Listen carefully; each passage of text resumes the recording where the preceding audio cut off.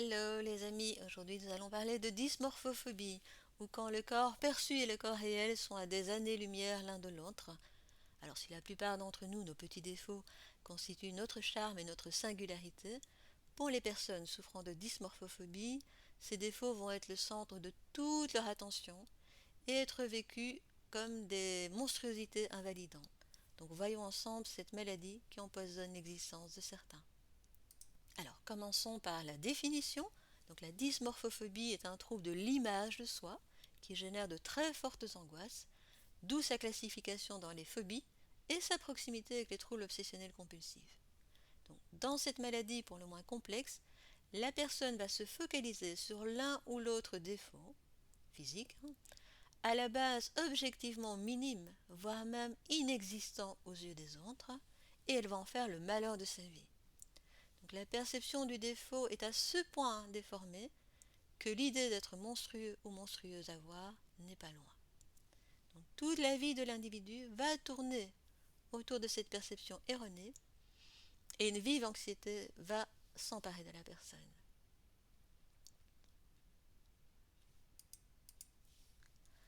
Alors quelques symptômes douloureux à vivre. Donc la personne est vraiment convaincue de sa perception, peu importe que tous les autres lui disent le contraire.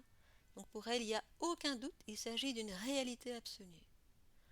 Donc en se regardant dans la glace, on peut voir apparaître de véritables crises d'angoisse avec palpitations, essoufflements, sensations d'étouffement, tremblements.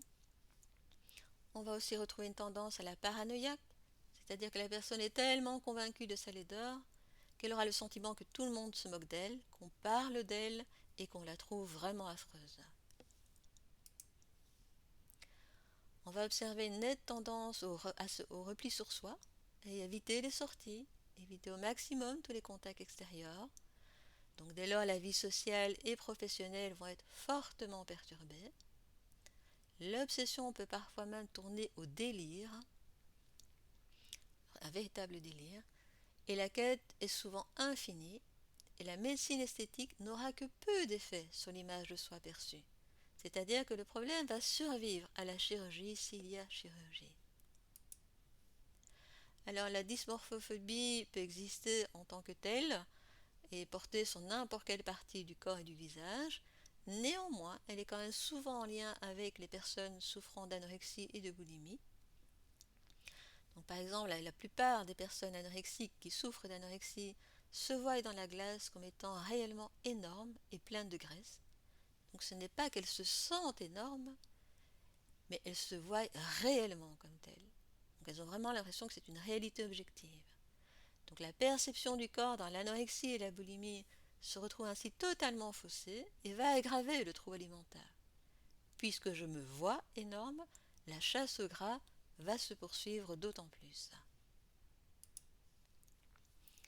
Des causes multiples et variées, alors les causes sont propres à chacun, à chacune, maintenant peuvent entrer en interaction une éducation particulièrement sévère et exigeante, une tendance au perfectionnisme, des moqueries durant l'enfance, ou même adulte, de la part d'un ou d'une partenaire, des événements traumatisants. Donc, pour ce qui est des remarques éventuelles, elles n'ont pas nécessairement été dites avec méchanceté, simplement de par son histoire, la personne va la vivre avec une intensité explosive. Alors, qui et quand? L'adolescence, évidemment, est un âge particulièrement sensible et donc un terrain favorable à ce type de problématique. Néanmoins, le trouble peut apparaître, y compris à l'âge adulte, à un moment donné de l'existence. Alors, il y a des traitements possibles, mais pas toujours aisés. Pas toujours aisés car la personne en souffrant est convaincue de la réalité physique de son trouble et elle trouve donc légitime le mal-être qui y est associé. Donc, dans sa tête, il suffirait que le défaut disparaisse pour que la vie soit belle. Donc, sa recherche se fera surtout auprès de la chirurgie esthétique. Il y a un déni total de l'aspect psychologique et affectif. La plupart des bons chirurgiens savent repérer ce type de problématique et refuseront d'ailleurs d'opérer aux grandes dames de la personne qui consulte. Donc dans la tête de la personne qui vient consulter, ce refus ne va pas être perçu comme étant pour son bien, mais viendra plutôt confirmer que le problème est tellement énorme que même la chirurgie ne peut rien pour elle. Il se fait que bien souvent, quand opération esthétique il y a, le problème perdure. Comme la perception du défaut est essentiellement psychologique, la personne opérée ne verra pas de réel bénéfice après l'intervention et en sera toujours insatisfaite. Alors vous me direz quelles options? Alors en cas de délire, les neuroleptiques vont quand même être préconisés. Les antidépresseurs peuvent aider et surtout un suivi psychothérapeutique qui veillera à restaurer l'image de soi et à remettre les pensées à leur place de pensée et non de réalité. Le traitement va aussi viser à reconnecter la personne à ses autres valeurs, à d'autres choses qui pour elle font sens dans la vie.